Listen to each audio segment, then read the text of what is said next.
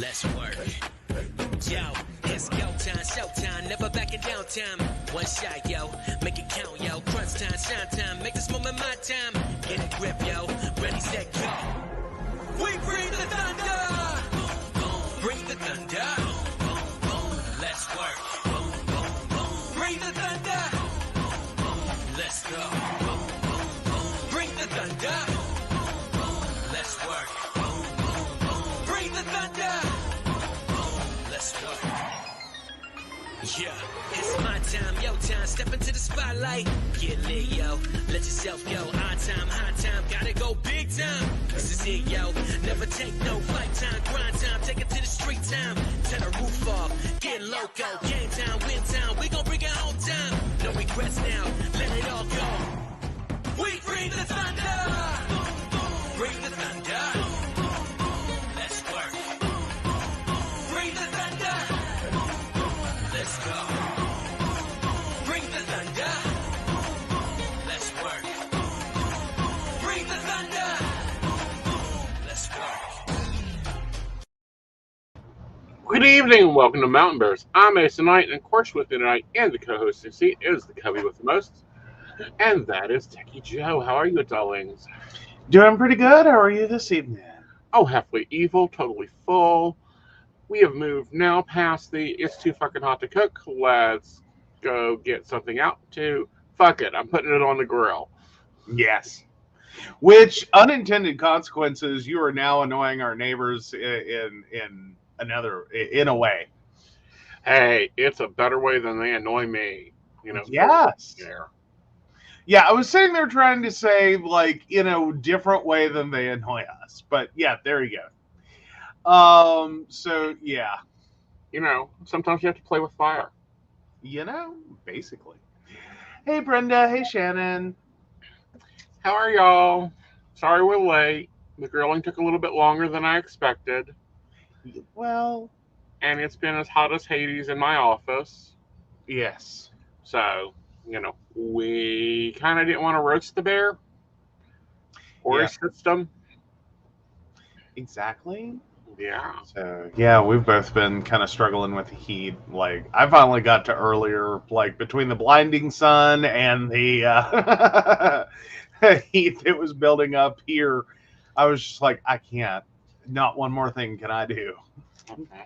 No, Shannon, they did not call the fire department with me. They, No? however, have been on for the past 2 nights, complimented the smell coming into their house from my grill.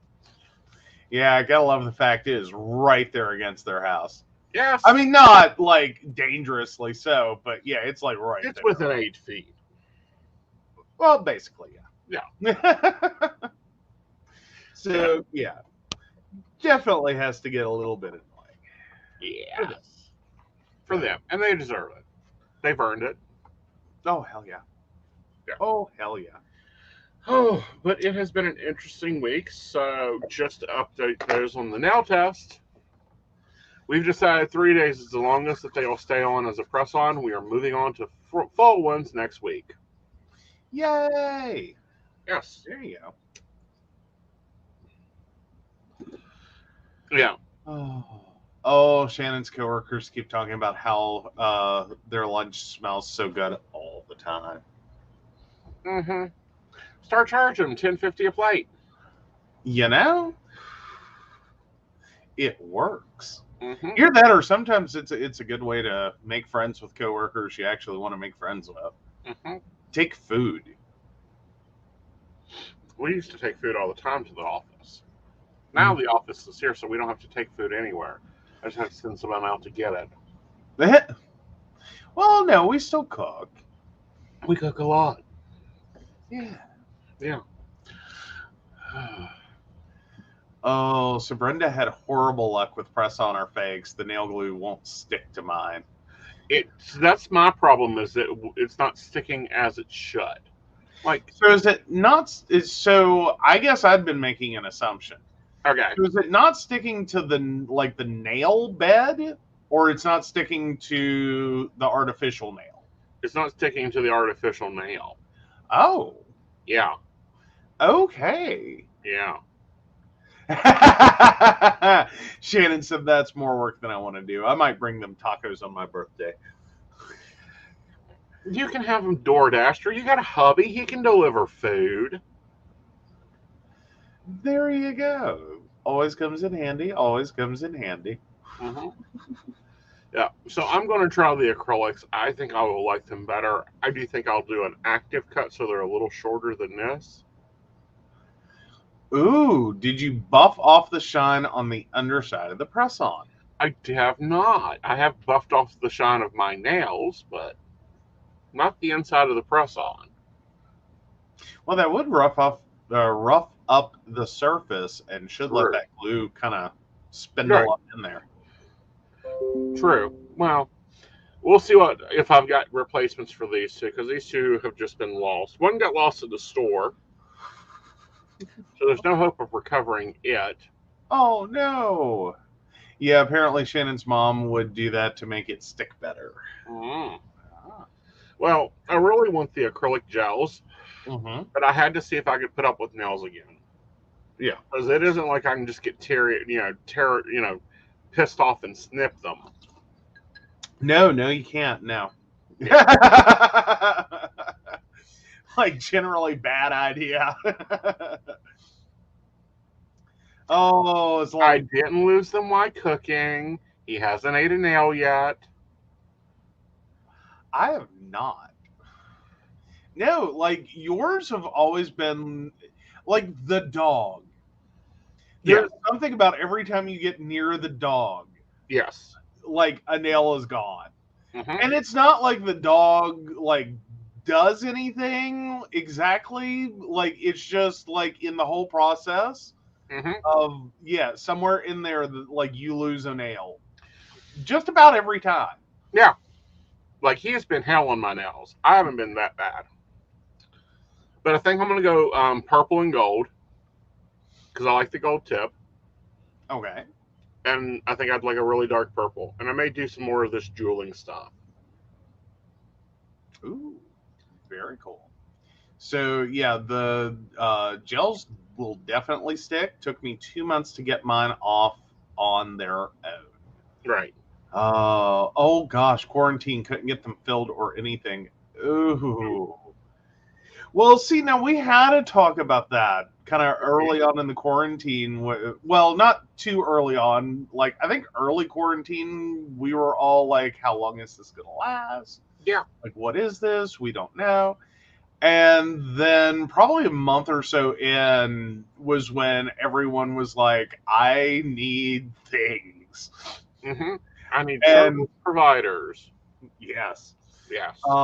It's like I need hair, I need nails, I need stuff, I need like I have Massage. hands. Yes. Yes. And now we have the Delta variant going back up into the lovely ether. We've seen some companies starting to take some actions. Now, the first ones I expected. I expected that, the major health centers to say, if you work in our facility, you need to be vaccinated. This has been going on since the flu shots. Yeah, is anyone surprised? Anyone at all? Like, really? Like, duh. Right. You work at a medical facility. Right. I mean, are there people that actually argue this? Yes. Or, like, are there still people left that argue this? I think there still is. I think that, because we're seeing reports of like only a quarter of the staff being vaccinated, only half the staff being vaccinated. It's ridiculous. I do not know how looking at what you have worked in this long, how you could not see this as, oh shit, a major issue. Yeah. Although sometimes not always both sides of the story. I'm wondering how many of these companies are, well, and especially medical providers, how many were running clinics for others without ever stopping to think about their own staff? Or do you think that's not what happened? That these are just people who like... These are not jobs that doesn't want to do the vaccines. That's a little scary. I know. And now we're starting to see it move into larger companies, i.e. Disney. If you are working for Disney, unless you're unionized, they're still in talks with the union, and I think the union will back it. Yeah. You have 60 days to get vaccinated. If you work with Walmart corporate, not Walmart retail, you are required to vaccinate within a month. Yep. Which, I mean, these are all good things. Like I don't have a problem. You know, go choose your injection. Mm-hmm. You know, Pfizer, Moderna, either one of those are great. I do not like Johnson and Johnson. Johnson and Johnson looks shoddy. yeah. Well, and here's the other thing. I do always want to put this out there. If there are legitimate reasons you cannot vaccinate, we're not talking about you. Go have a nice day. This is not about you. Right. But now if you're going to try to skirt vaccination with not really legitimate reasons because you just don't want to do it, then yeah, we have problems with that. Yeah. And it seems it's like, because right now that's the other part of this. Right. Are the number of people who are abusing the exemptions Mm-hmm. and effectively trying to walk this weirdo line of like, no, I have a medical condition, but you can't ask me about it. Being very like belligerent on that category. Like, these are the same people who will, I would think, would be the same group of people that will walk up to you when you go to get out of your car and you don't look disabled, are probably currently pulling this stunt. Mm-hmm. Like, Well, or they have a service animal. And hold on, service animals are a legitimate thing, and I totally have an appreciation for that. But then someone takes their half stupid, half crazy Chihuahua and calls it a service animal, buys all the patches and all the stuff, and then goes running around and it's a pet.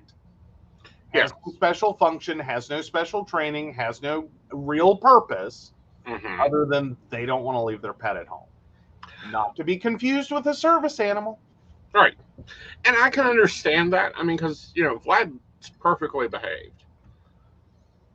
No, he does not want to go to Walmart. The pets do not enjoy going to Walmart. No. I mean, I would just think it would be really annoying to them. It is. Especially for Vlad. He's going to want to herd everyone.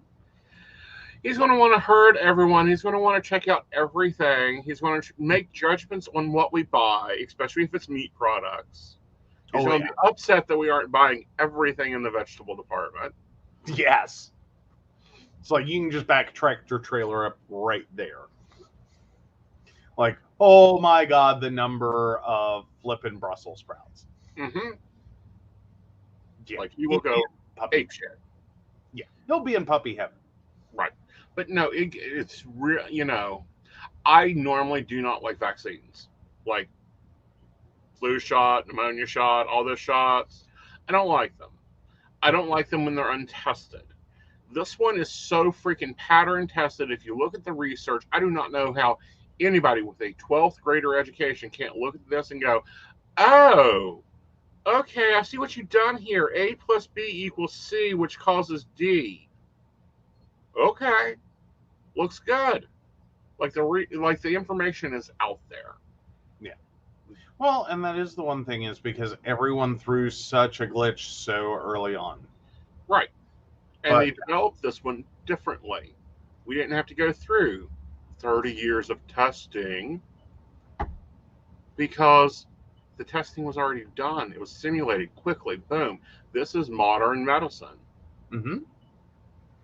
That it is. Yeah.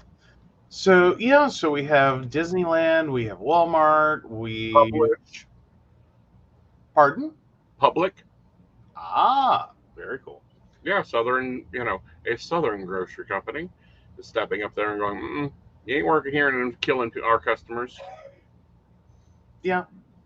Yeah. It's kind of a dollars and cents issue. Yeah. Like, because that this is what's the problem's going to end up being. Mm-hmm. Is there's going to end up being an outbreak tied to a store.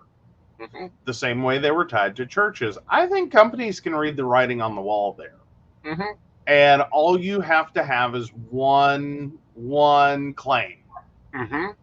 that ties it all together. And that's it. Even if it's not true, Right. by the time it gets actually resolved and pointed out, oh yeah, we made a mistake, it wasn't that, you're going to be stuck with it forever. Right. And I think we'll see other big companies stepping up and going, no, we ain't. No. We pay for insurance. We pay you time off. We aren't dealing with this shit. Yeah. Like it's like people are acting like, medical conditions that involve being sick that are communicable should be things that you stay home Yes. for. I mean, come on, that's kind of a big change. Mm-hmm. I mean, how many of us have had the employer that's like, you come in no matter what? Right.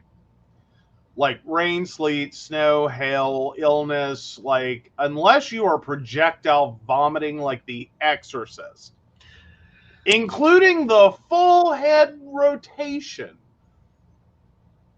you're coming in. Right. Like, I've worked sick. I hate working sick. Right. But moreover, like, no one should ever have to. Right. Because it ends up making everyone else sick. Right. But so moving on, what's kind of the weird one that I'm like, what? okay. Oh, yeah, that weird one? Yes, morbid news. Yeah. Baltimore aunt drove a car for a year with kids stuffed in the trunk. Hmm? Yeah. Wasn't her neighbors, wasn't exactly the most on top of it police officer, who one would have thought sniffed out the problem. Mm-hmm. But no, it all started with a simple, criminals always get caught in the dumbest ways.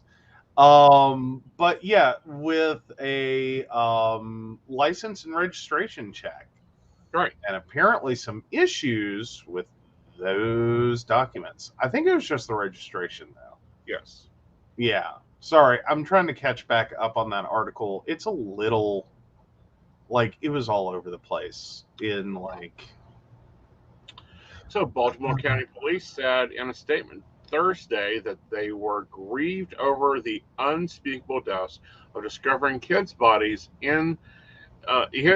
when they pulled over 33-year-old Nicole Johnson over a traffic stop late Wednesday.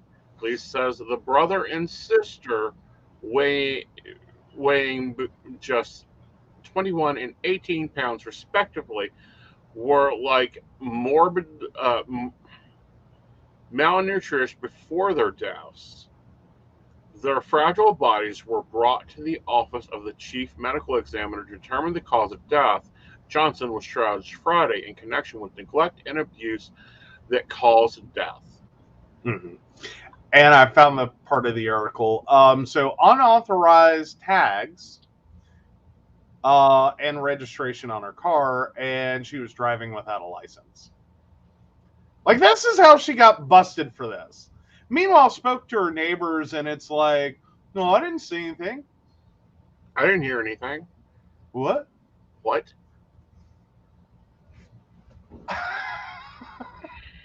I'm sorry, is this a certain type of neighborhood where nobody sees nothing?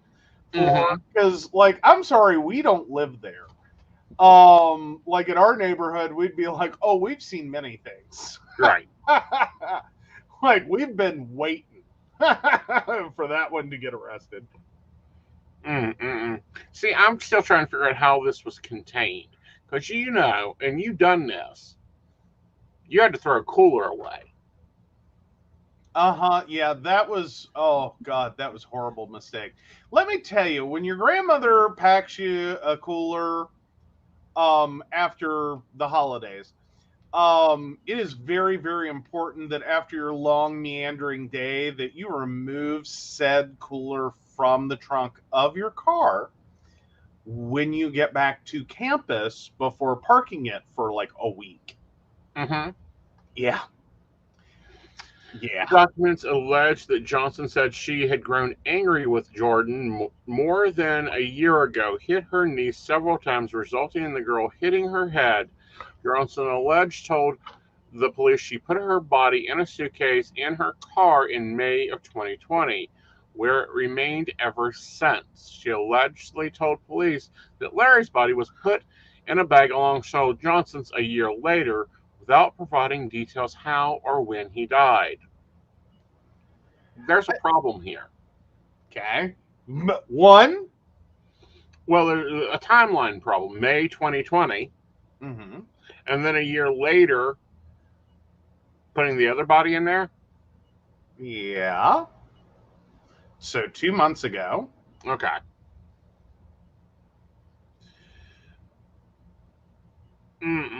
Again, how did the community notice children missing?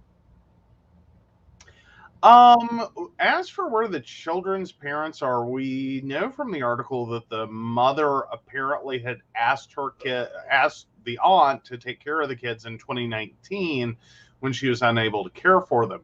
We don't hear anything else about at least the mother. Right. Like the rest of the article, and granted, in that kind of like story, it's easy for everyone else to get lost. Right. But yeah. Yeah. No one's talking about the mother, or the brother.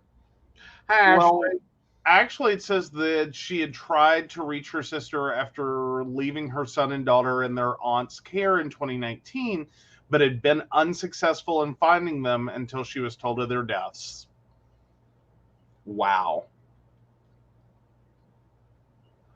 So that sounds like just the beginning of a nightmare. Like you go to your sister, you say, hey, look, everything in my life blew up, I'm assuming.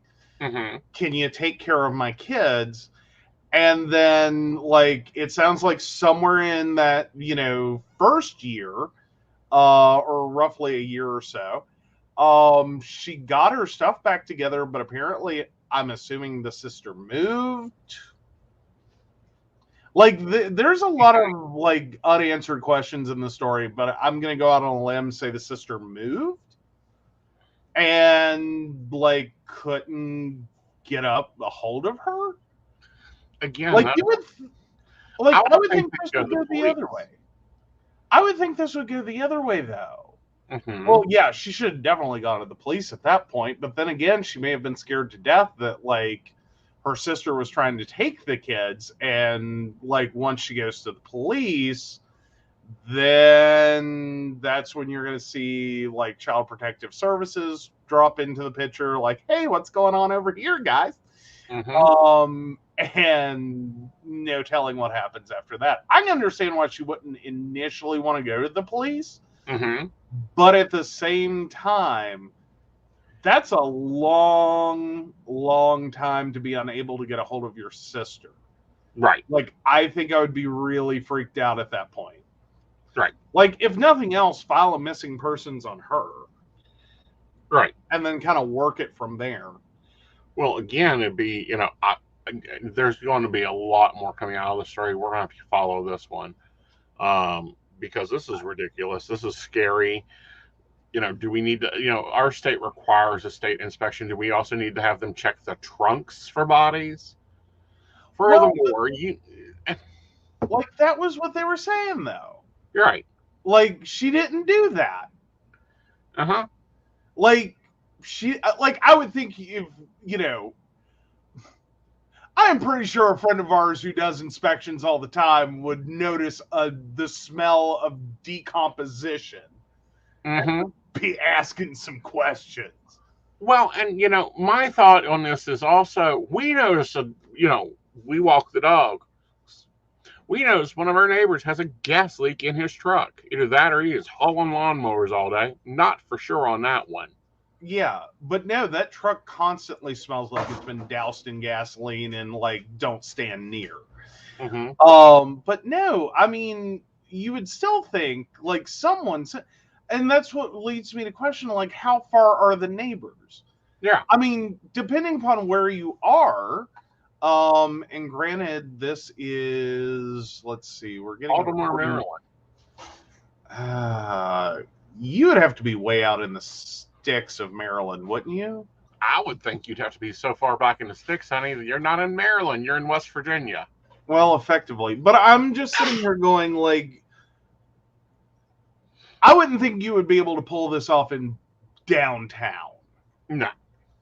Like, I would think your neighbors would be close enough in downtown that you could be like, what's going on with your car? Right. Like, other neighbors should be, like, grabbing a toilet bowl while asking you this. Mm-hmm. Like, across an alley or something.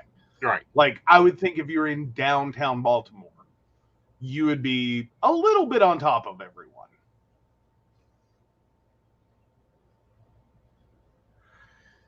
Oh, but yeah, you or Southern Ohio, and by Baltimore, Maryland, we meant Southern Ohio. Just a wee ways. Well, that's kind of how the DC suburbs work. Right. Yeah, it's a weird story of a missing sister. That is Right. for certain. But yeah, that's just so sad for these kids, though. Just oh. Mm-mm-mm. But yeah, definitely a morbid and ugly story. But yeah, I'd say it's going to have timelines to tell it. Yeah, I think it Like- will take timelines. Yeah, because just as screwy as the article is, this feels like someone is really struggling.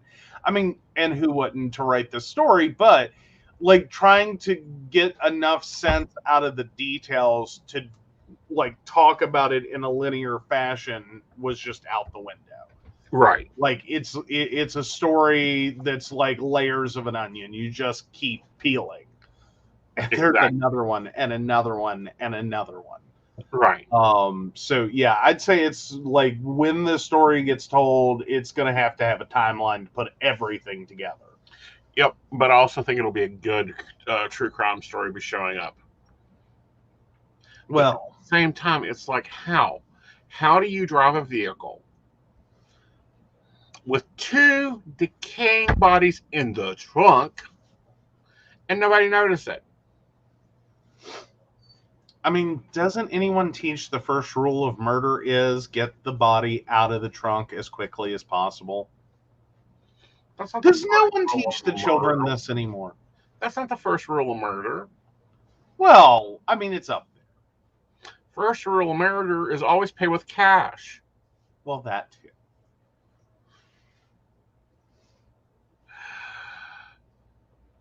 So, do you want to take on your tech news? Because you got to explain this one to me. Yeah, so Twitter will pay hackers to find biases in its automatic image crops. So effectively what's going on is Twitter is holding a competition in hopes that hackers and researchers will be able to identify biases in its image cropping algorithm, and handing out cash prizes to the winners.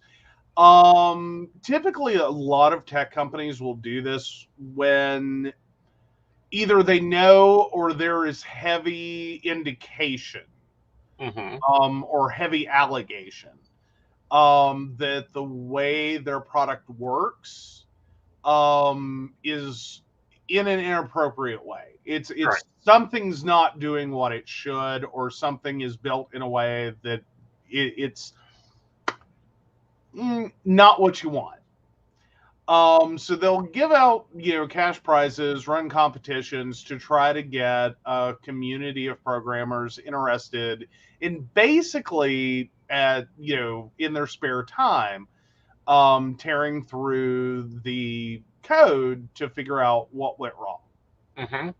Now, in this case, it's created a bit of a stir, but mostly because of how skimpy the prizes are. Right. Yeah, like the winning team will be awarded $3,500 and separate $1,000 prizes for the most innovative and most generalizable findings. What? Huh? Like, this tells me that Bounty, that's barely bond money. yeah, that's not really not really going to pull a whole lot of interest. Mhm. So I think Twitter, like, I don't know.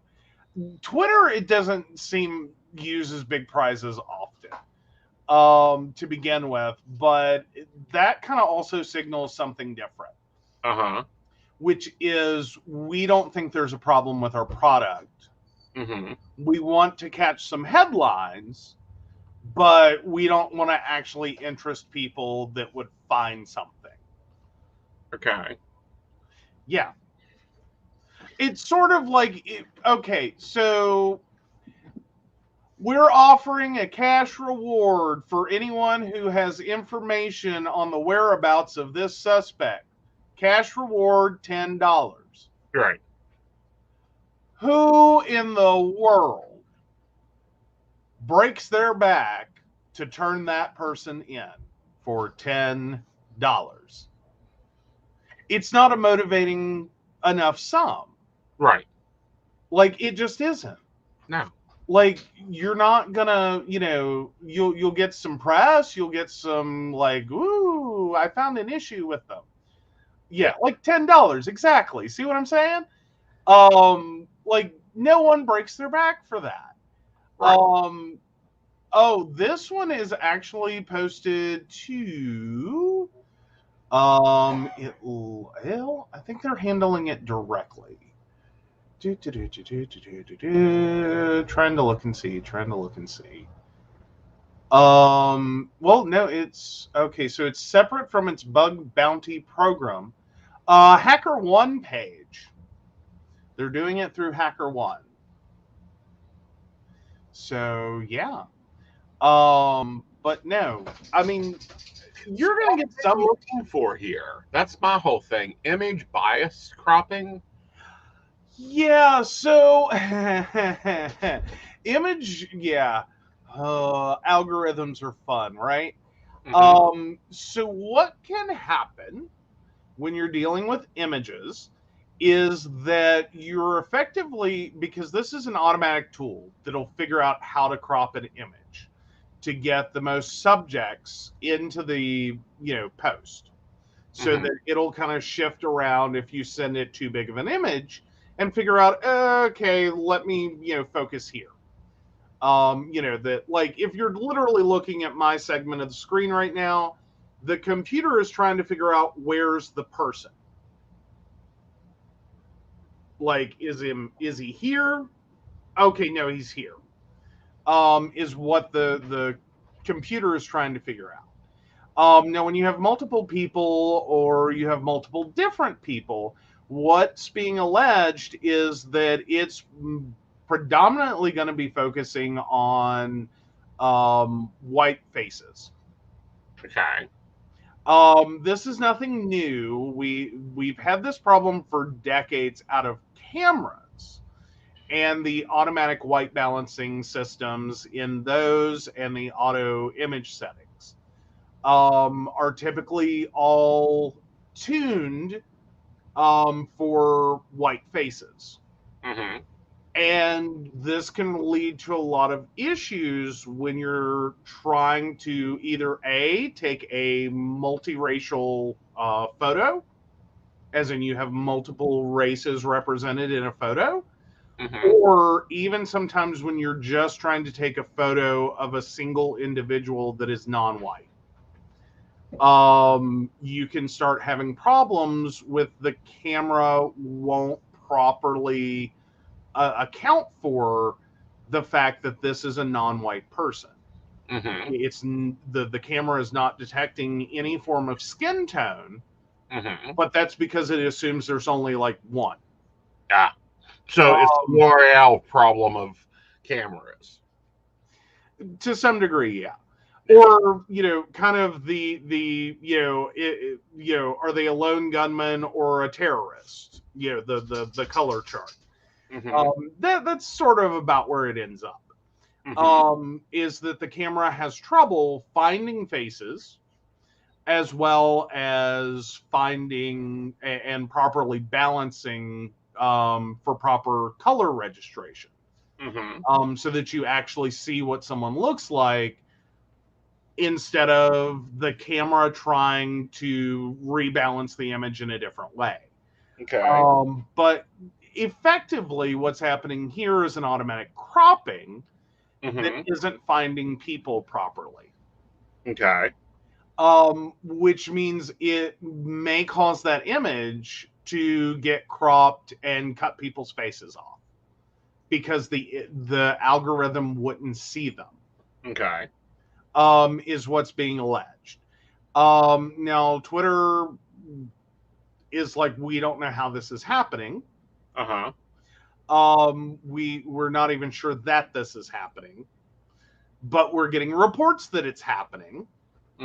But then their massive investment into like, okay, prove it, find it, fix it, help us, is $3,500. Didn't Facebook offer $25,000 for a similar issue? Probably. Like, it's hard to keep up. A lot of companies offer a lot of different prizes like this. Now, some of them are boondoggles. As in, you're going to go down this road. When you go down this road, you can spend years down this road, potentially, before you find a problem or find out that there isn't one. Because sometimes there isn't. Yep. Sometimes it's something else entirely. Right. That whatever, you can't fix it, ultimately. Right. But there's a lot of different ones like that that exist out there that generally these programs exist to help companies be better. It's always at a fraction of what it would cost to actually outright hire someone to go through and do it. And generally it leads to typically research teams, like coding research teams, really digging in. Like, they'll take on multiples of these, probably all in a similar vein, or they'll have a specific area of work and study. Like, you would expect this one to be out of someone who works with imaging, like in some form, that already would kind of know the digital camera problem, Right. and be able to go, okay, so what's happening here? What Right. like, create a hypothesis and test it. Create another hypothesis and test it. Just keep running those. Right. Till you can match up what's occurring with what is, being presented. Right. So, yeah. And sometimes funny things can happen on the way.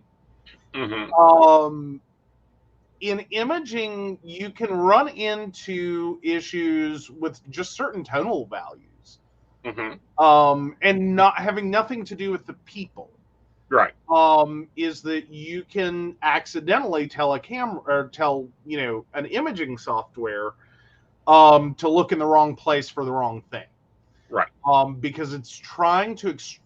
You're literally asking a computer to go pixel by pixel through an image and try to find certain things. Certain key markers, certain indicators that a person is here. Not like looking at an image yourself. And it is a very fraught kind of science. Like, it doesn't take much. Right. To totally throw this off. Correct. It could be tons of improperly identified tones. It could be, filters and things like that are throwing the image off. There's no telling. Right. So, what would be a good bounty for this? I'm kind of with others of at a zero. Because ultimately, what this is going to be is a lot of work. This may take Right. years Right. of literally multiple people working for multiple years. Mm-hmm. Granted, doing other things simultaneously, but still working, trying, testing, actually contributing effort on this. Mm-hmm. And at the end of the day, if they even find it, Mm-hmm. They may not be the one that gets the prize. Right. They may not be the first one to do it. They may not get the prize, and the people that do get the prize for $3,500. Yeah, that kind of cheap. It's very cheap. It is very, very cheap. Because in all reality, Twitter could hire a team of researchers Mm-hmm. to work on this problem and spend millions Mm-hmm. and come up with nothing. Right. So a $3,500 prize, that's where I kind of go back to, doesn't really sound like they're all that interested. Right. Like Twitter doesn't really think there's a problem. They think there's a bunch of whiny people complaining about a problem that doesn't really exist. Yeah. Well, I mean, yeah, the $3,500 versus the $10. But I'm talking about the difference between, $3,500 to go find a problem that no one's 100% sure exists that involves some very complicated research versus $10 to tell someone in law enforcement where someone is, information you happen to have. Right. Like, I was trying to weight it in economies of scale there. Right. That, for $10, I'm not, like, seriously, who's picking up the phone for $10 to turn in someone who's won it? It depends on what I've got in their file. Well, there's that. If they stole my fries, well, that's a debate. If they tried to steal my man, oh, honey, they're getting turned over for $2. Yeah. But, I mean, realistically, for $10, I don't think anyone's really interested in finding this person. Mm-hmm. Like, that's what I would see. $100,000, you get some people trying to knock down some doors to find some people. Debatable. Again, it depends on what their history is. It's like when you were looking for bounties. Went to go talk to the ex-girlfriends. They always knew where they were. Mm-hmm. Well, again. Yep. All right, I got some questions. Let's move through them. Okay. All righty. How far back are we at? Actually, at 11:06. All right. So Sunny has a question. 8/29/91. Will I get the promotion I applied for? I applied today, and when will it go into effect? I feel you do get the promotion. I'm looking at about 4 weeks.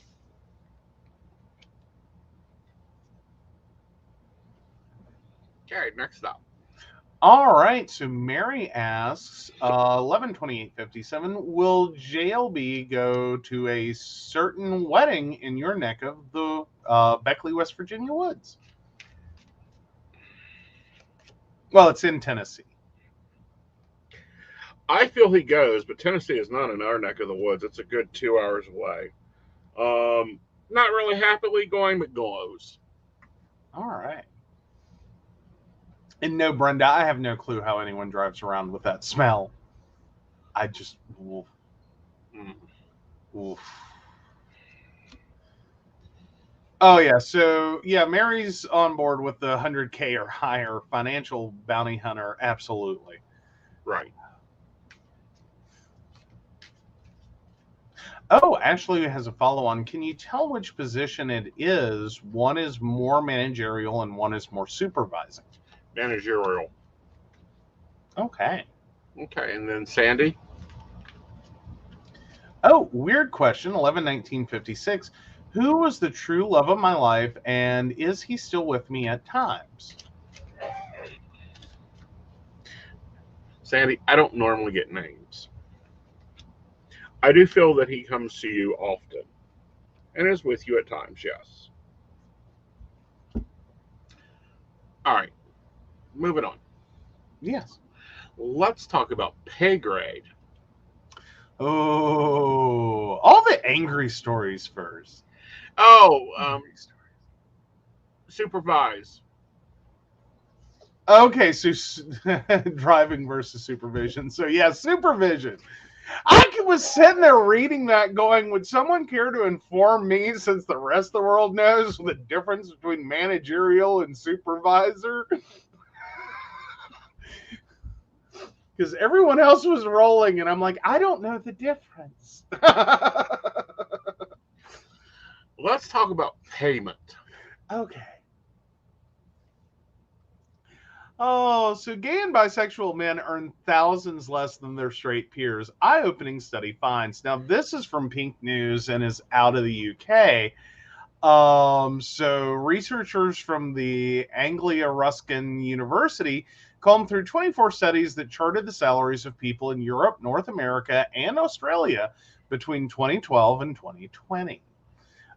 Their findings were that gay men earn on average 6.8% less than straight guys across all three continents. Mm-mm-mm. Yeah.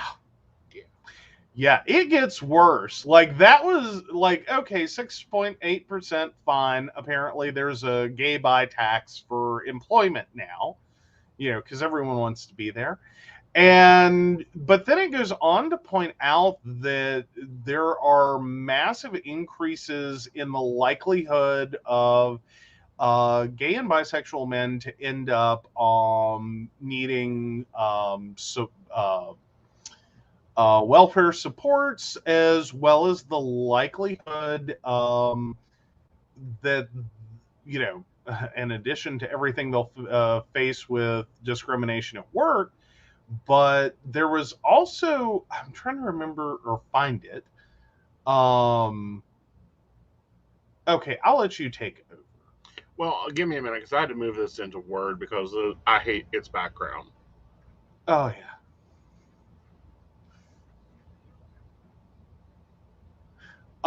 I believe it was a 4%. Yeah, here it is. 4 percentage points more likely to face poverty. Mm-hmm. Yeah. So apparently, running counter to the stereotypes of well-heeled gay men, the study found that they are more likely to be on some form of state welfare programs such as income support, housing benefit, and council tax benefit. Which, for those of you unfamiliar, council tax benefit in the UK would equate out to HUD. Right. But, this is, I'm not going off this article, but just stating it.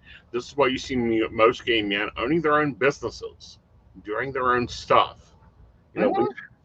We faced housing discrimination for years now. So we went and bought our own home and said, fine, I ain't dealing with a damn landlord. Right. Well, yeah. There's a lot there. But yeah, I kind of wonder about my last job and because I started having some questions about whether I was being paid on par. I don't think you, well, honey, you were making less than I was, and I was working a bar.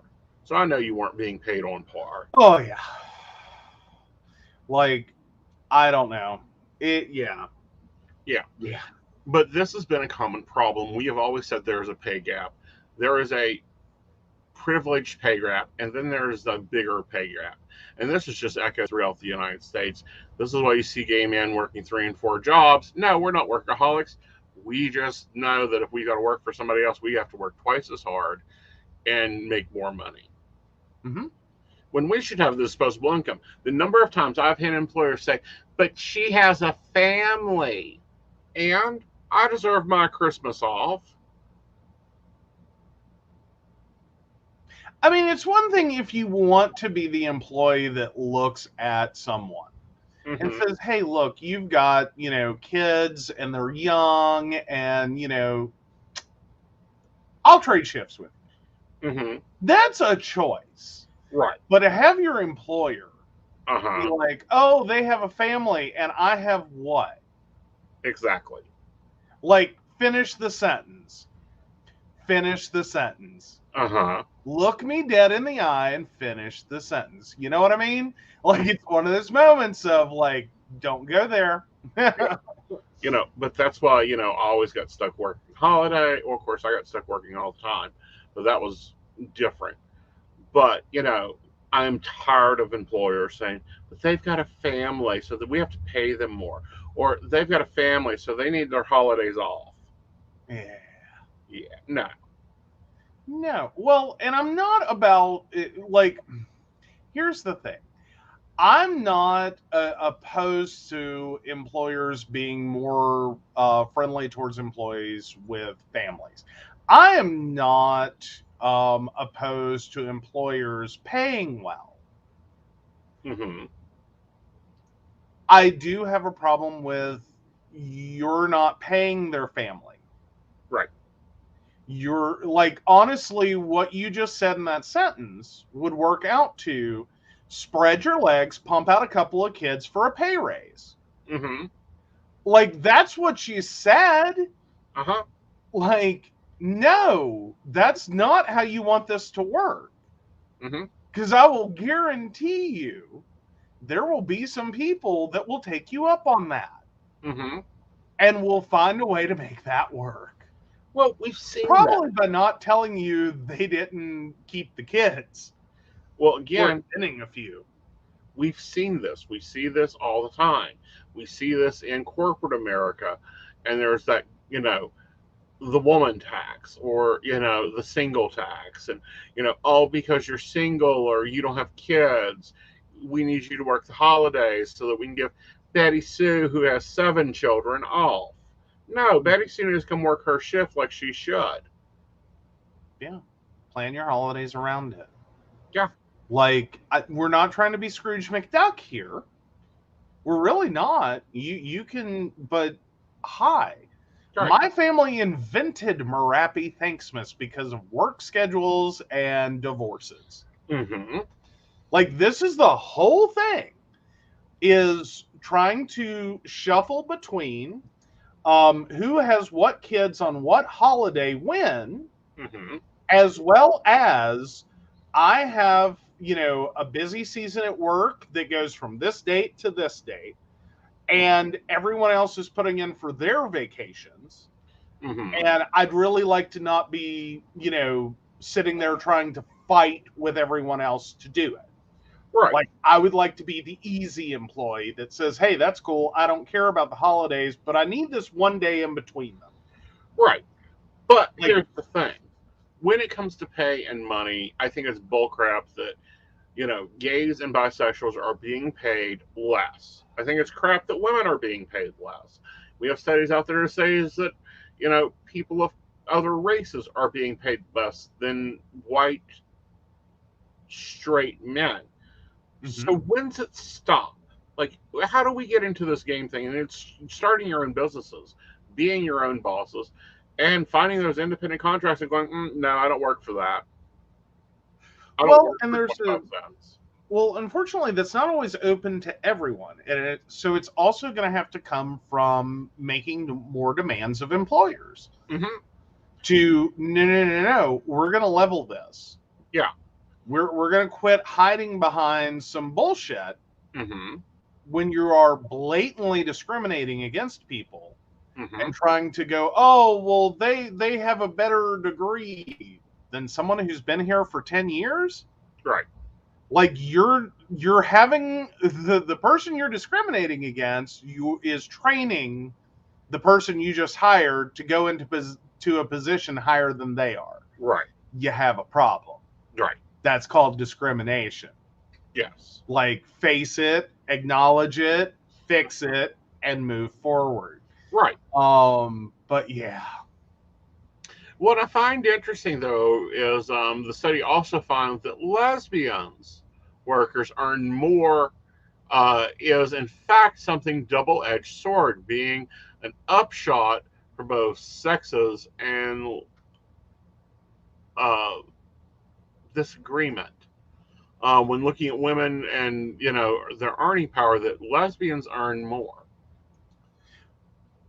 I don't know. Like, this may be the worst statement I ever made, but has anyone ever looked at a lesbian and not thought she deserved more? Well, I would agree. I mean, because let me tell you, no matter what problem you have, if you send in a lesbian, it will get fixed. Uh-huh. She is going to sort some shit out. Uh-huh. Granted, if you send in a bunch of gay men, typically it'll get sorted out. Well, that's why gay no more than became a two. thing. You know, we always raise house values. It's a known fact.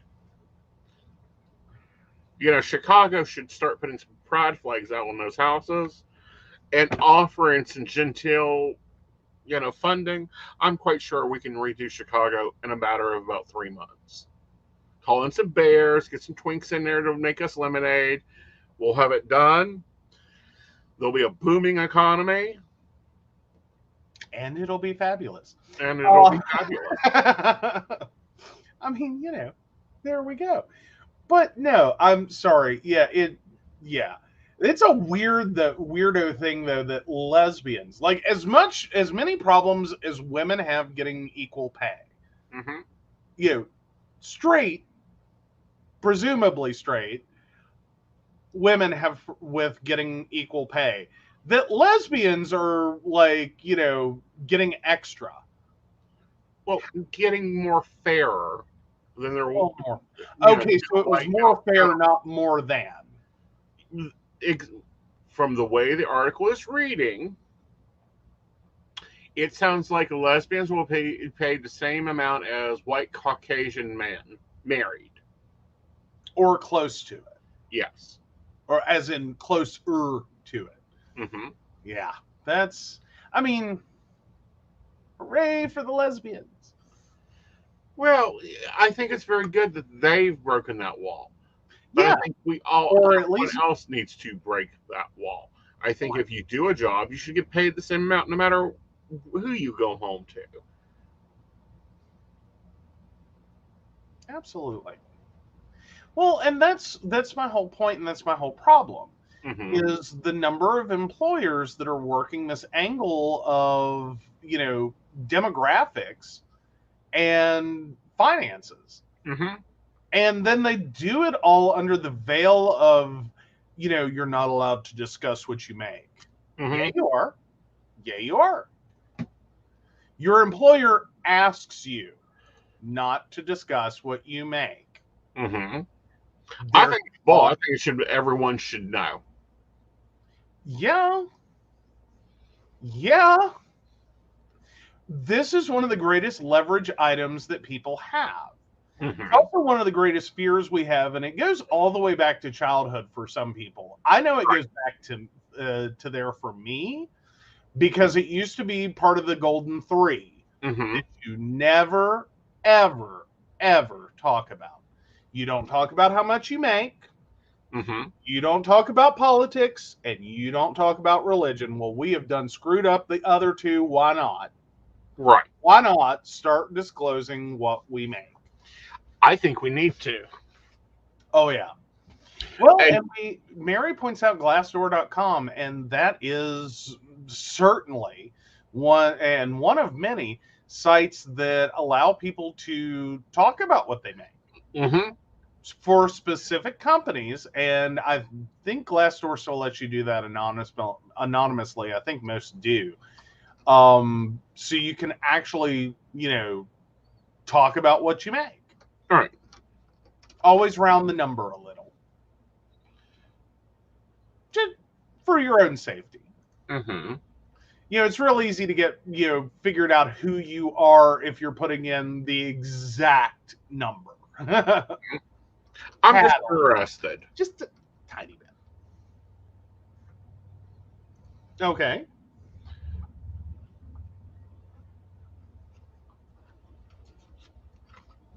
But no, for a little background on my last job, though, I was the one gay guy in a 4 heterosexual male department, or in a 3 heterosexual male department plus me, 4-person department.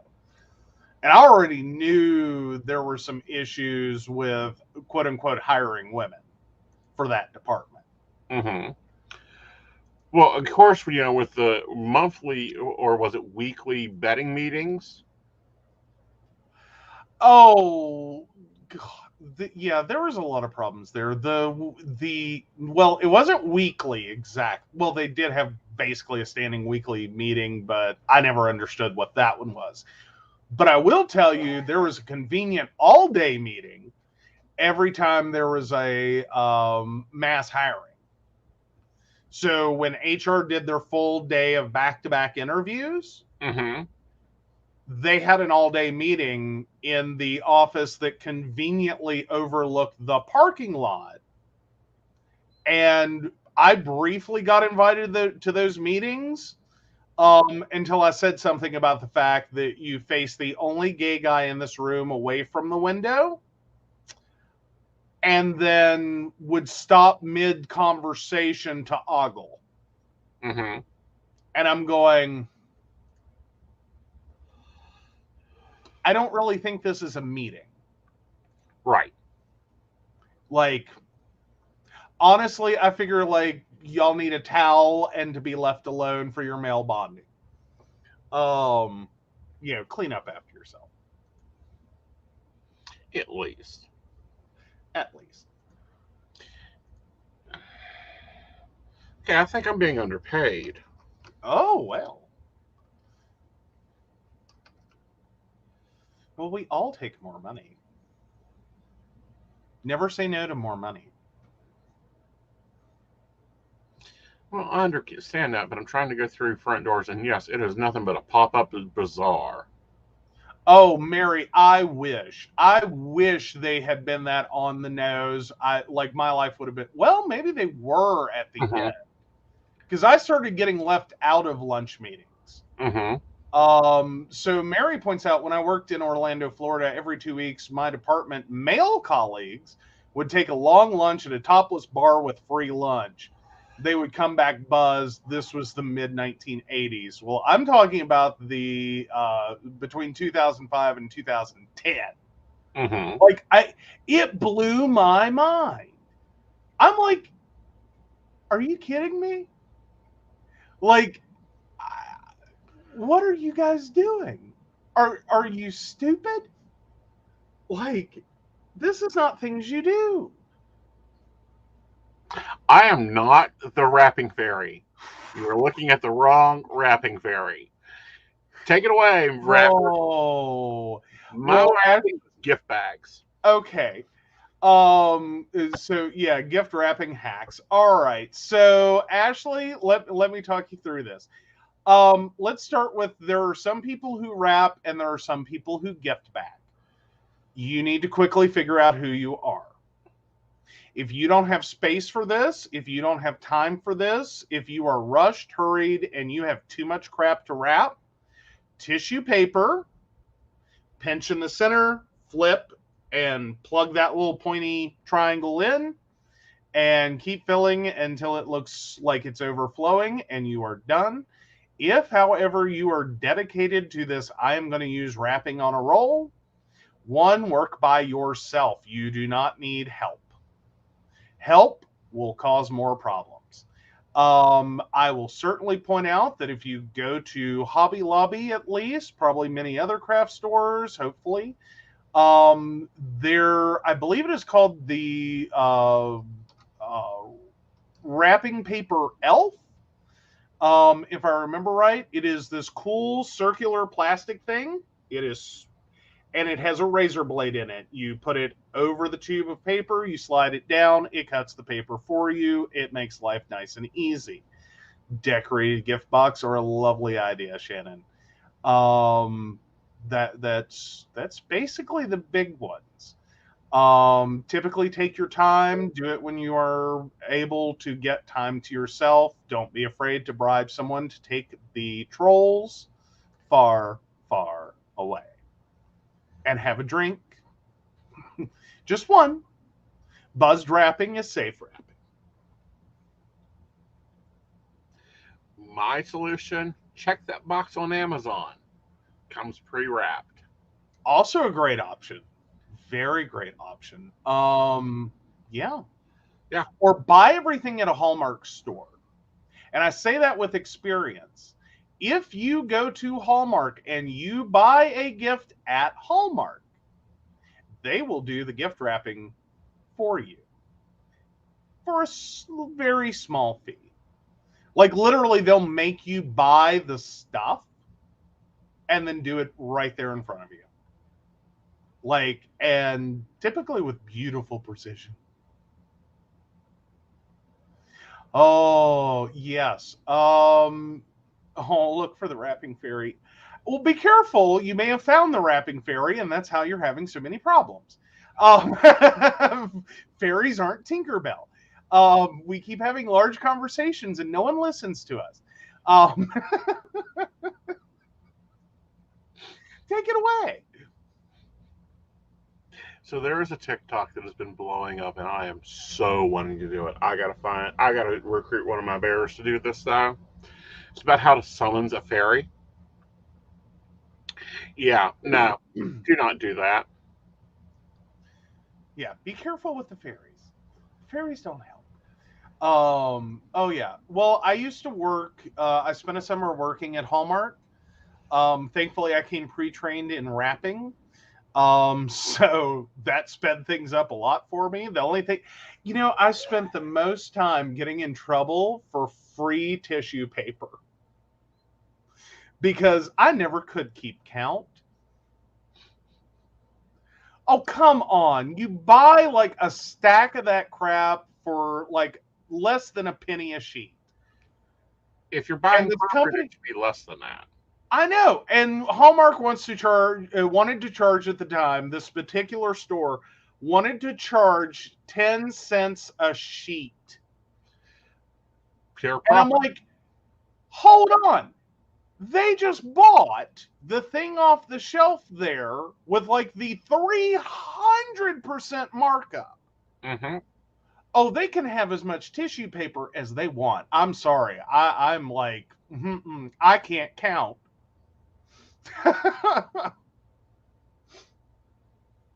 That's where I was at.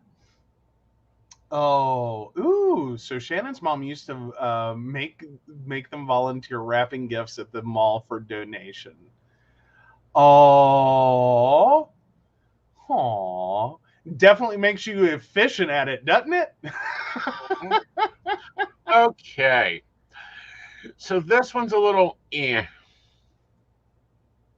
and here's why it's Okay. I don't think it's totally fair, but it's interesting. The outcome of the landmark federal suit in West Virginia is reaching a closing arguments this week, resting with two legal thorny questions.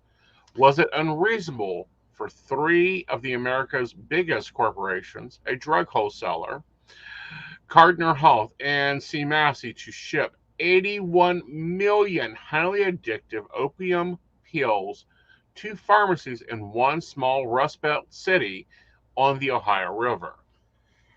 Yeah, so Huntington, West Virginia has been, Huntington and Cabell County have been the epicenter of this whole opioid crisis and all the overdose deaths. They have honestly, by and large, gotten the worst share of it. Mm-hmm. And so, yeah, 81 million doses. Now, the biggest problem we've had with, because it's a huge number, like it's a huge number, to really break down, because these stories have gone a few different ways, like enough for everyone in a community to, as they've reported on some of the different drugstores involved, like enough for everyone in the community to have a 30-day supply, enough for blah, blah, blah. It's really hard to take these numbers and process them and figure out, like, well, how many patients are we supporting? What is the pain level? What are the dosings? Like, is this all bad scripts? Like, it's been really hard to try to logically, intelligently wrap around the numbers because they're huge. Like 81 million pills? Like, that sounds like a completely full tractor trailer of, like, Tylenol. Mm-hmm. Like, that's what I envision, is you could get 81 million pills into an entire tractor trailer. Right. Like, into the entire, trailer. Oh, Cardinal Health. Okay. So these are pharmaceutical distributors. These are the wholesalers.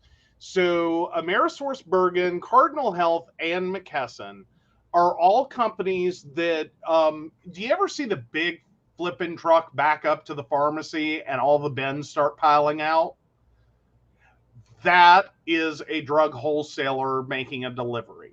And what's in those blue bins, and usually, makes everyone so nervous, and why they're always in front of cameras and as close to that door as they can get, and no one ever leaves the truck alone, is we're talking about like bottles this size. The bottles that they get to redistribute, that get counted out of for your 30-day supply. Mm-hmm. That's what we're talking about. So these companies are supposed to have systems in place that recognize when the orders they're getting are completely outrageous. Mm-hmm. Some of this is meant just as like an inventory control. Right. That, someone didn't fat finger and go, hey, because you can't return drugs. That's the problem with drugs. If you've ever tried to return a wrong prescription, you know what I'm talking about. The pharmacy can't take it back. Right. Well, let's do some math. Okay. So this 81 million pills. Okay, hold on. Let me get a calc up. I already got the calc up. Oh, okay. So 81 million pills. Mm-hmm. Okay. We'll say that they took the mass dose of 4 times a day. Okay, so 4 times a day. For 30 days. Okay. That is 675,000 prescriptions. Well, yeah. That is definitely 675,000 prescriptions. But then ask the question, is that what happened? Mm-hmm. Like, as in, how many, like, so that's prescriptions, but how many of these are recurring pain prescriptions? Mm-hmm. How many of these are one-off prescriptions? How many of these are just fraudulent, bad prescriptions? Right. And how do you tell? And that's what a lot of that's what the distributors argue, is how are we supposed to know? Right. Well, And public health gave a lower estimate that the tremendous of pills has been profoundly in the community, roughly 91,000 people. Mm-hmm. Well, but we still have additional here's my problem. And it's been my problem all along. There's a lot of things when you're looking at that 675 number, Mm-hmm. like in this instance, still a huge number. You're thinking 675,000 people got a 1-month script. Okay, you have to realize though, Huntington and Cabell County, specifically Huntington Cabell Hospital, Mm-hmm. services a lot of people. Right. Many of whom may immediately leave their doctor's office and, based on where they live, just use the pharmacy around the corner from the hospital because they're already there. Mm-hmm. That's not an uncommon thing in West Virginia. Right. If you live in the sticks, you try to just find the closest pharmacy.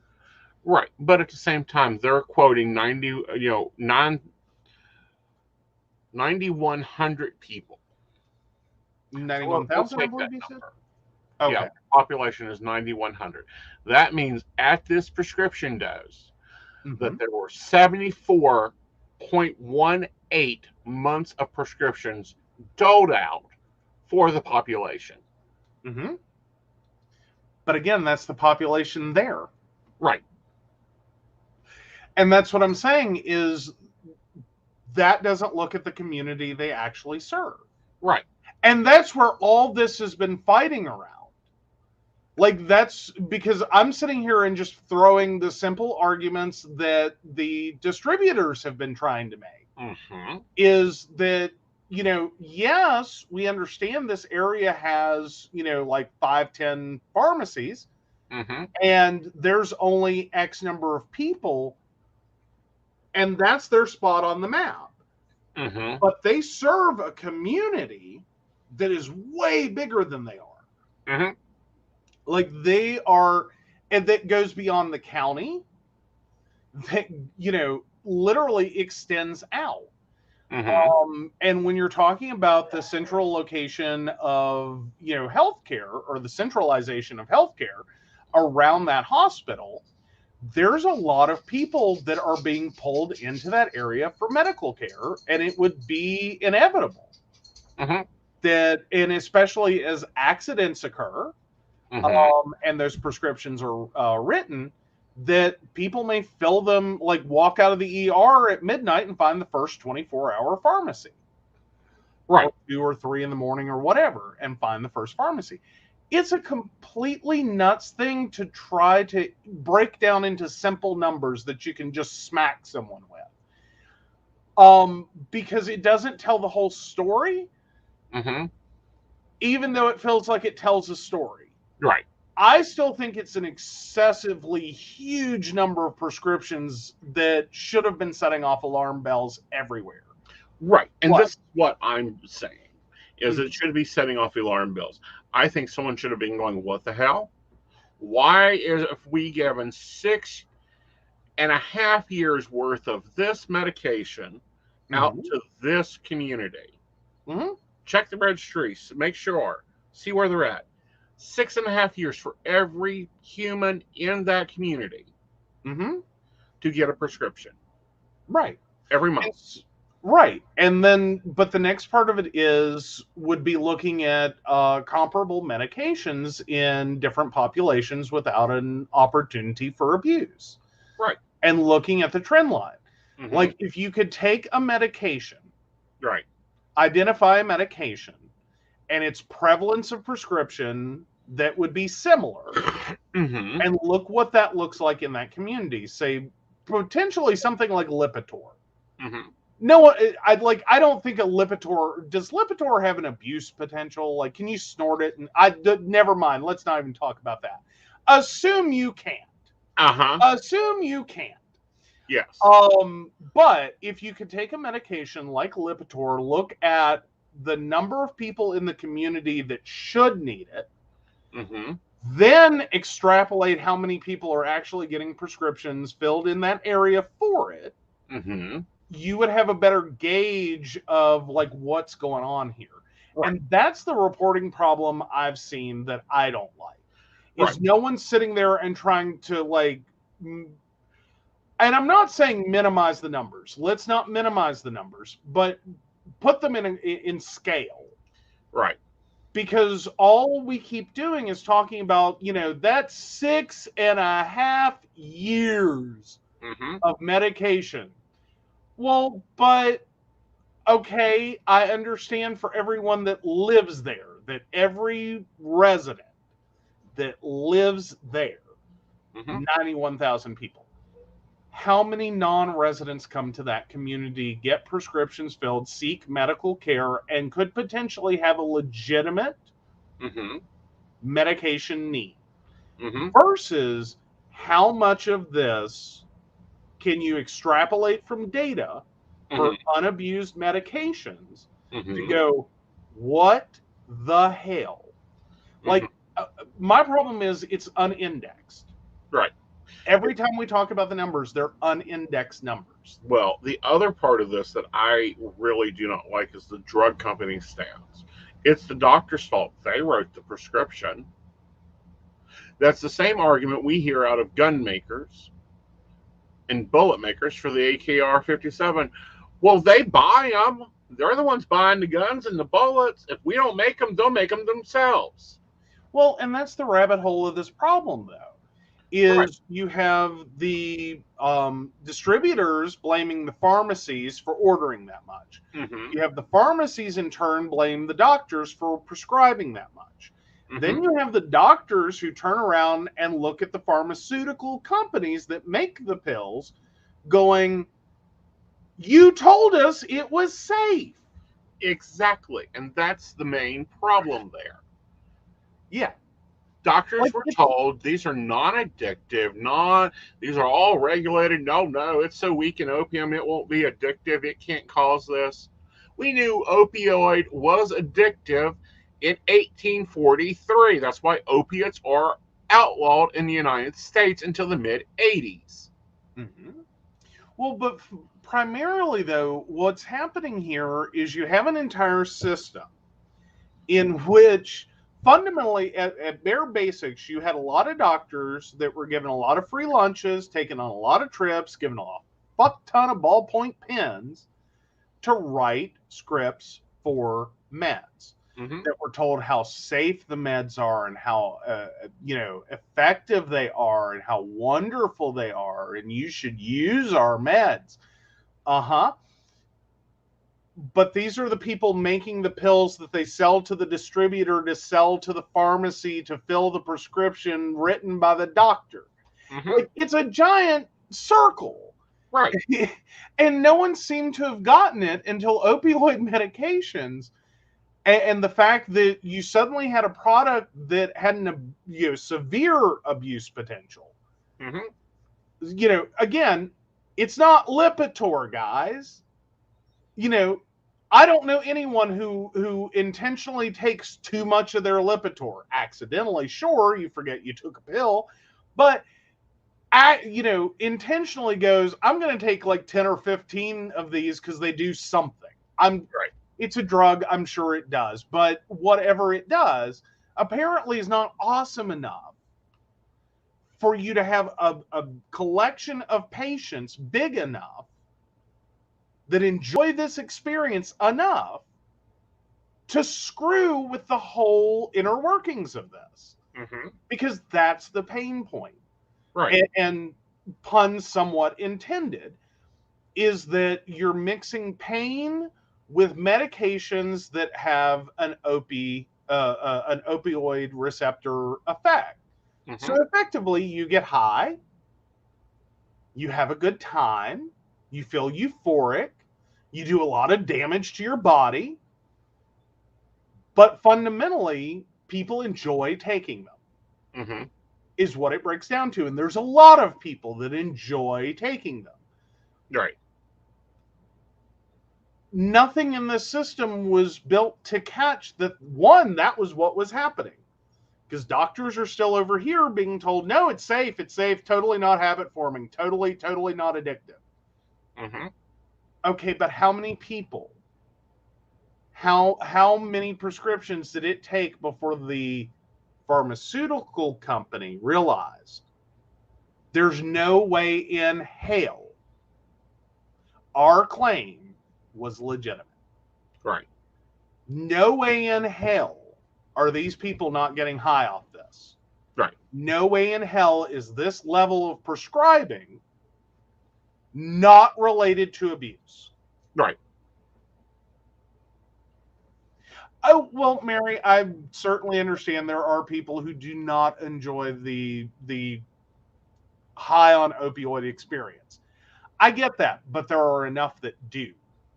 Right. So, no, not everyone, but it's sort of like, I'm sure there are people that could, take 15 or 20 or whatever, and this is not a recommendation at all, but could take 15 or 20 Lipitor and get something out of it. But there's not going to be enough people. Normally hot flashes.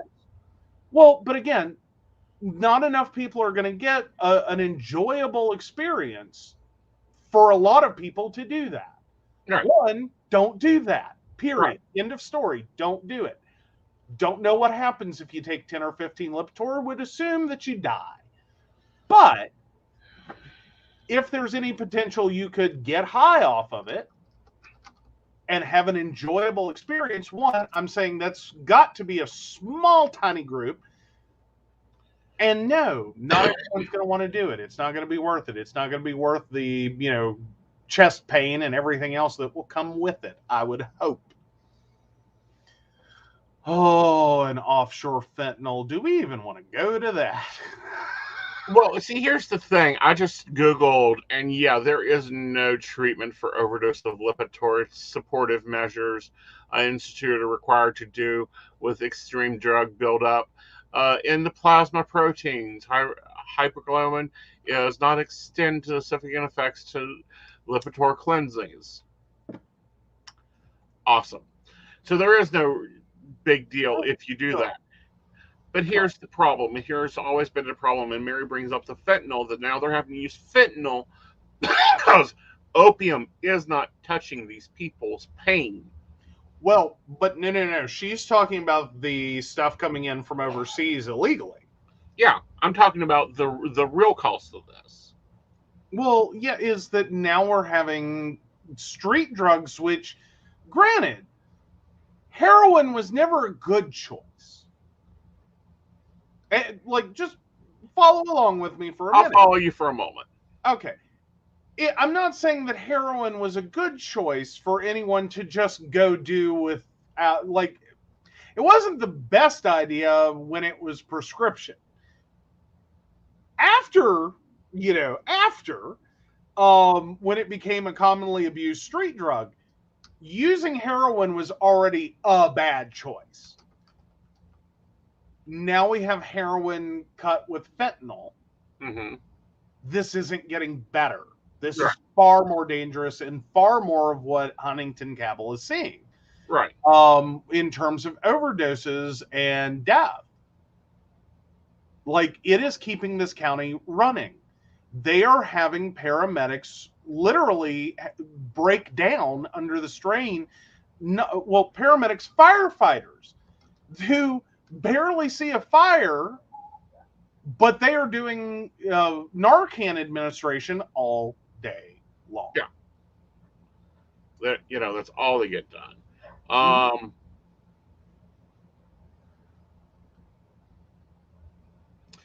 So, yeah, heroin was basically developed, and I'm guessing here, looking at the data, that it was developed as a replacement for opioids during the early 1920s for pain. But see, this is what people do not understand, what happens in this pain cycle. Mm-hmm. Let's say you're a chronic pain patient. You start with this level, and you keep doing this level, and your body gets used to that level, so you have to go up a level. And it hits a new receptor. And then you have to go up another level. Well, you're now looking at pain that was say at 2, at the second floor, now at the 10th floor. Well, now doctors can't be doctors. One, they've been lied to by drug companies that when that patient's at 2, give them this wonder drug because it'll stop the pain, it'll make it better. They won't be addicted, they won't have problems, they won't have this resistance to pain medicine occurring. So you have a patient now on the 10th floor. Opioids have been removed from them. They can't use them. And for about 3 years there, all they had legally was ibuprofen and Tylenol. So they're still going up in pain. And now they're having to give fentanyl. Why? Because the drug resistance has already been broke for the opioids. Okay. Well, and Mary points out that she knew a lady from Connecticut who had severe burns. Warned her not to leave her doctor. She left her doctor. So the doctor that who diagnosed her with a pain condition and was prescribing pain meds, was replaced with a doctor who cut her prescription. Mm-hmm. The woman ended up on the street, and has since passed. Right. Yeah. I can understand that one. Because that can be a very scary situation. Yeah. And I get it from a doctor's perspective. And I think that's the thing we've got to understand in all of this is you have a lot of physicians that are running scared right now. Yeah. Like, it's sort of like the drug problem in and of itself, and the old joke that's gone around for years: start arresting some rich white bankers and you'll see that shit slow down real fast. Mm-hmm. This is kind of what happened. We started arresting doctors and shutting down pain clinics. We started jerking people's medical licenses. Mm-hmm. We started shutting down pharmacies and pulling pharmacy licenses. We've been pulling the rich white bankers out of this system. Mm-hmm. But we're not pulling the rich white bankers. No, we're not. This is the first suit to actually hit the rich white bankers. Because we don't need the deliverers. We need the rich white bankers. We need the ones that go, oh, interesting. Now we have a whole population of chronic pain users that need something stronger, but we can't use opioids. So let's use Synthroid and this one. And let's mix this allergy med with this nerve medicine. And then if we add in this low-level Nadstat medicine, boom, you get pain relief at the same line. And let's charge more for it. Right. Like, I half expect this to be, let's mix some heroin and Suboxone together in a lovely combination.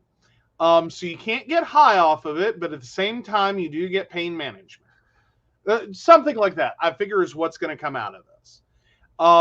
Is effectively, we're going to take a drug that is so old, so flippin' old, and all we're going to functionally do pharmaceutically to it is go, okay, let's trim off the ability to get addicted to it or the ability to get high off of it.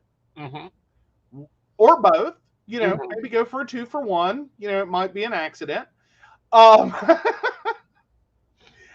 we're going to combine that together, and suddenly, blah, blah, blah, blah, blah, blah, blah, will come to market. Right. And it's the perfect new wonder drug. And effectively all it is we took medications we couldn't even begin to apply for protection on. And we re-release them. Right. Well, it's like the little basket sitting in behind the cat over there. If you want to grab it, I don't care if you do or not. Okay, let me pop out and I'll grab it. Okay. You'll be right back. I'm pointing this out because this is what my doctor has had to do for my RA, because I can't do biologicals because I don't have 30 days to spend in bed every time every 3 months. You guys would go crazy if I was there.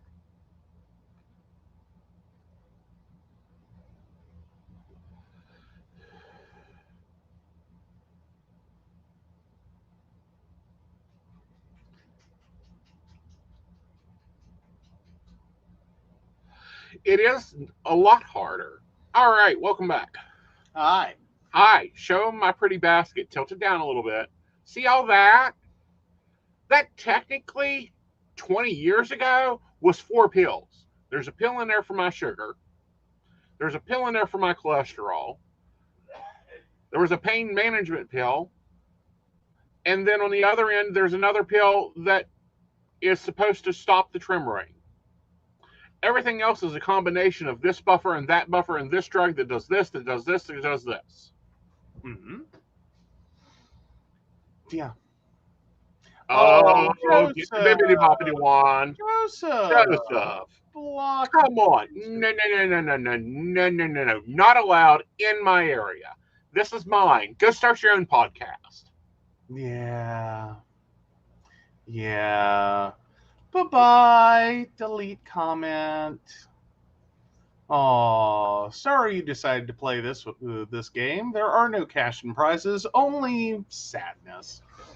And a curse of torture and pain for a few hundred years. Oh, well. Oh, but yeah. The Suboxone and the heroin together. Okay. Heroin was devised to be a breaking of opioid. Well, straight opium. Right. Yeah, way back in the day, straight opium was your friend. Right. Then we moved to heroin. Right. And now they've moved to fentanyl. Fentanyl used to be a last resort drug. The next thing they can only move you past fentanyl, there isn't. Yeah. Well, currently, you know someone is working on that one. Mm-hmm. Like, well, and granted, some drugs are just found accidentally. Yeah. I mean, let us not forget, Viagra was in search of, a better blood pressure medication. Yes. That happened to show. Shannon points out a great point here. I took 60 pills a day as a teen, started out with 5, and then side effects management from there. That can often be the other problem. Mm-hmm. Is we do have a system that very much, at least for a while there, I think it's getting a little better, because like our doctor seems to get it. Right. Like that, I know I'm dead set against the idea that if you tell me I have to or should, let's go that route, that I should take a med, like say an allergy pill. Okay, but then I start taking the allergy pill and it gives me side effects, and you're going to give me a pill to treat the side effects. Mm-hmm. And then we're going to keep going down this road. I could very well end up with a salad bowl. Mm-hmm. Personally, I would choose salad spinner if ever I were going to do this, at least have fun with it. Because you might as well, but end up with a giant salad spinner of medication that you're supposed to take each day. Right. Not because you need every single pill in there to treat a specific problem that you have, Mm-hmm. but because you need to treat side effects and interactions between the pills. Right. And trying in the endless search of adding more medication to try to find homeostasis. Right. Where your body is like, okay, I don't have the diarrhea that runs, my hair isn't falling out, I don't have a runny nose or a chronic cough, I'm protected against blah, blah, blah. Hold the frickin' phone. Right. Hi, if your doctor is doing this to you, please, please, please, if nothing else, talk to them about this. Mm-hmm. Can we have a V8 moment here? Can we think this through? Can we talk about the fact that this is a lot of medication? Now we do. They didn't used to. And that's why I'm very much, very, very, very, very, very, very, very much against biologicals. I'm very, very, very, very, very much against dealing with medications that have narcotic effects to them. And our doc, and this is the reason why we go to SuperDoc, is because SuperDoc will look at me and go, all right, what are you doing? Okay. Do you want this, or do you want this, or what combination do you want of this? And what side effects do we need to manage? And how are you doing with this? And if it's causing a side effect, I go off of it. My medicines change very rarely now. Yeah. Well, and then I have fun at the doctor. I always have fun at the doctor. I effectively fall into the category of, and I know a lot of people claim it for, and I'm not saying like I can only take name brand, not generic. I'm not one of those. I am of the category of what might as well be called medication sensitive. Mm-hmm. I have like medication in my body. I swear to God, I have a broken gene in my genome. Right. That just takes medication and does weirdo shit. Mm-hmm. Like I am part of this small category. Like I literally think it's got to be genetics. And there's just a small number of us with a broken gene or an extra gene or something. Right. That are that 0.01% of people who take this medication will experience the following. I seem to be there. Mm-hmm. But you also have a super sensitivity to it. Like my new pain medicine, he convinced me to try, which I kind of like. Hmm. He also gave it to you for your neck problems when you're having them. I take it and I'm like, yay, I don't have to have a nap. You take it and it's like, he'll be up in 9 hours. No, not necessarily. That was at the very beginning. Mm-hmm. But no, I have been taking it actually a lot more regularly than you appear to think. Okay. But yeah, that first one, well, and I was tired that day already. Okay. So yeah, it knocked me right on out. I felt good and I went to sleep. Uh-huh. So yeah, that's what happened. Oh, does cilantro taste like soap to you? As no, No. but it does for one of my sisters. Yeah. She And you keep thinking abhors it's me. cilantro. I keep thinking you do as well, but then again, you screwed me up when you started choosing food and what condiments went on it for the dog. Who likes the cilantro? But doesn't like mustard. But getting there, starting to like it more. Yeah. But no, actually, no, I don't. I don't have a problem with cilantro. Mm-hmm. But I do like I get, and sometimes I also have this thing of it's either all or nothing. Right. Like I will point that out. It's either all or nothing. Mm-hmm. Either I have the weirdest, worst experience with a med, or what med?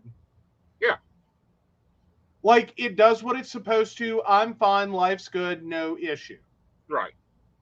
Or it is the worst, most screwed up crap you could imagine. Mm-hmm. Like there's no in between. There's no normal side effects for me. Mm-hmm. Like, oh, well, you started this and in 2 weeks that'll go away, blah, blah, blah. Screw that. Screw that. Right. I don't ever get that. I get one extreme or the other.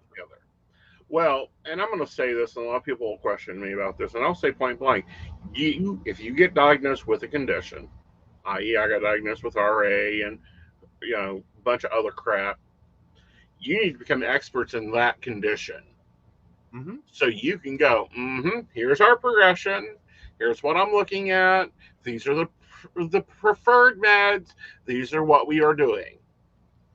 Right. And then there's also make sure that diagnosis fits. Right. Like that's another part of this. One, Google is ubiquitous, okay? Like, hi, it's here. You probably already Googled your symptoms before you went to the doctor. Don't lie. We know you did. Right. But, there's no excuse now. This is not the 1980s. You do not have to drive to your public library and pull a book from the 60s off of a shelf to learn the latest information about whatever diagnosis you've received. You can literally pull your phone out of your pocket and go look. Right. Look. One, be prepared the next time you go in. Talk to your doctor about it. Why? Why is this the diagnosis? Mm-hmm. If you have a doctor that will not defend their diagnosis, Mm-hmm. and do so, and I don't mean you go in and go, I think you're wrong. The internet said. No. Don't do that. Right. And it's like Sharon. Called Sharonigans. Sorry. But Shannon, have you looked at the research study from fibromyalgia that's showing interlinking with sugar and sugar processing and complex carbohydrates that will affect your pain and also your effects? Have you played with that? Figured that out? Have you also looked at the effects of certain other things that you do in your life, i.e., understanding spoon theory and using that? Spoon theory is really, really, really important for fibromyalgia to understand, especially at stage 2. As you move into stage 3, you get lesser spoons. Yeah. Well, and Mary says, I'm smiling. Best patient is one who questions. Yes, they are. More importantly, be careful to walk the line, though. Yeah. Like, you don't want to be the patient that your doctor is just like, oh, God, not them. Mhm. Like, oh, get me an alcoholic drink and, like a cigar for this one. Okay, let's go in and do this. Like, no, you want to legitimately ask questions. Right. And you want to Legitimately ask legitimately questions. be able to quote or have ready in your phone studies Mhm. that says, did you see the study that says that if you use um what's my bedtime pill? Oh, I keep wanting to say tizidine, but that's wrong. Trazodone. If you use Trazodone. trazodone with a muscle relaxer, you get more rest and less pain signals, according to the study in 1986. Have you read the study, Doc? And No. what's your thoughts?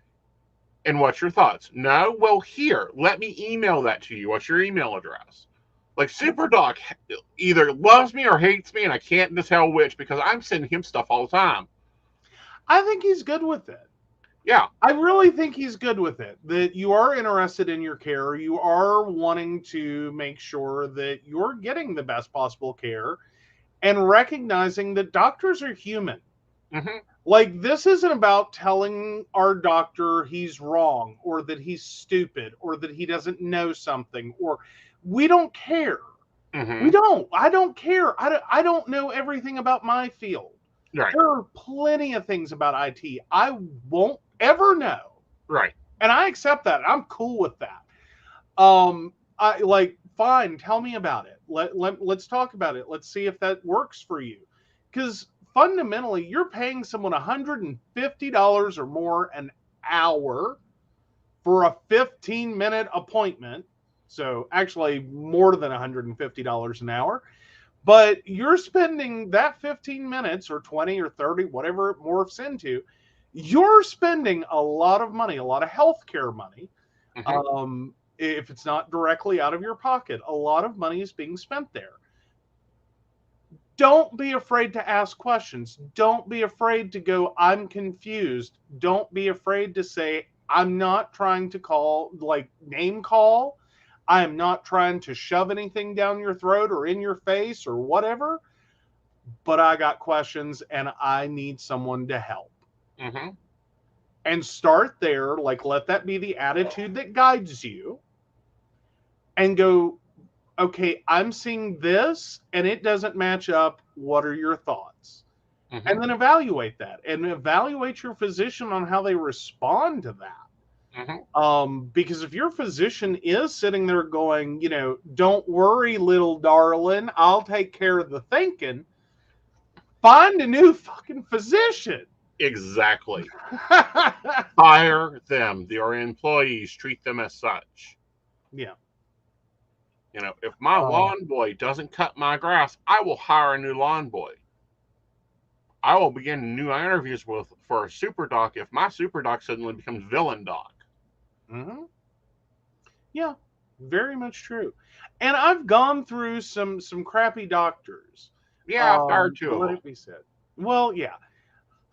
Granted, you have less tolerance. Like I tend to give people a few chances, but we've never been in total disagreement on getting rid of one. Let's just put it that way. We've never been in total opposition. But You just get there slower. well, okay. But Agree. my point was that, I tend to give people an opportunity to be like, they're having a bad day. Mm-hmm. People have those, especially when it's a doctor I've seen more than once, and I've been satisfied up to this point. Mm-hmm.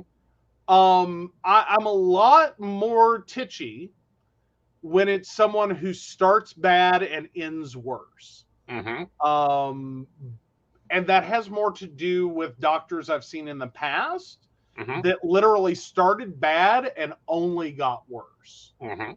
Because I will say this, at the point in which you're sitting in a doctor's office and you realize that you are, as the patient, doing what you're supposed to be doing, like I will out myself with this one, y'all have fun with it, but if you've had a sexual encounter in which you are very aware you could have been exposed to a sexually transmitted illness, and you do the thing you're supposed to do, which is go to see your physician, inform them, get tested, etc.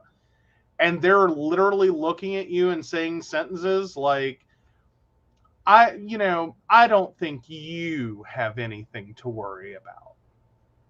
And it's the alarm bells going off in your head. So because you can't imagine having sex with me, you don't think I have enough sex to get something. Mm-hmm. Like, that's what you're sitting here judgmentally telling me. Or that's not a physician. I'm sorry. I don't count that as a doctor anymore. That is some idiot I saw in a student health clinic that I have never been so angry in all my life. Right. Or the doctor's opposed to doing what I call your birthday test. You get them every 6 months. It's easy to remember if you get it around your birthday. Mm-hmm. All the STI panels, if you're an adult over the age of 14 and you are having encounters of any nature, you need to be getting this. Mm-hmm. I had one doctor let me go, but you're in a relationship. And what does that say about anything? Yeah. Well, and that's the other problem I have, that especially around that, or around STI testing specifically, is how many wars is it going to flip and take? How many soldiers have to go overseas and blah, blah, blah, blah, blah. 40 years later, grandma, who never left the country, who never went anywhere, who never did anything, has a sexually transmitted disease. Does it take to go, takes two people to have sex, and any one of them doing anything with anyone else is an opportunity. Mm-hmm. Like, oh my God. Yes. So be aware of your health care. Take care of your health care. Switch us up, because we're going on 2 hours, guys. I know we were late, but we also made sure to give you a little extra. Oh, yeah. So, flipping it over? Yeah. All right. We hope you guys have enjoyed. I'm so happy to see so many of y'all in tonight. Yeah. And let me get that flipped over. So, of course, we want to thank our Patreon supporters, Beverly Walker, Mika G, Kathy, Mary Winfield, Brenda Bryant, Ashley Guest, Shannon C, Shannon D, and, of course, Lady Gwendolyn. If you'd like to learn more about the show or how to support us and become a Patreon yourself, please visit PCSPnetwork.com. Good night, y'all. Get your vaccines. If they call for a booster, which I feel they will on Pfizer and Moderna, go get them. Don't question. We are not fucking around with COVID in this den. Mm-hmm. Now, absolutely. Right. No fucks. Have an awesome night. Be awesome yourselves and have a great evening. Bye, y'all. Bye.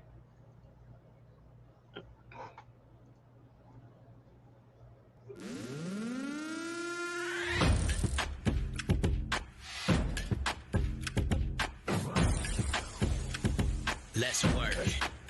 Yo, it's go time, showtime, never backing down time. One shot, yo, make it count, yo. Crunch time, shine time, make this moment my time. Get a grip, yo, ready, set, go. We bring the thunder. Bring the thunder. Let's work. Bring the thunder. Let's go. Bring the thunder. Let's work. Bring the thunder. Let's work. Yeah, it's my time, yo time. Step into the spotlight. Get lit, yo. Let yourself go. On time, high time. Gotta go big time. This is it, yo. Never take no fight time. Grind time. Take it to the street time. Turn the roof off. Get loco. Game time, win time. We gon' bring it home time. No regrets now. Let it all go. We bring the thunder.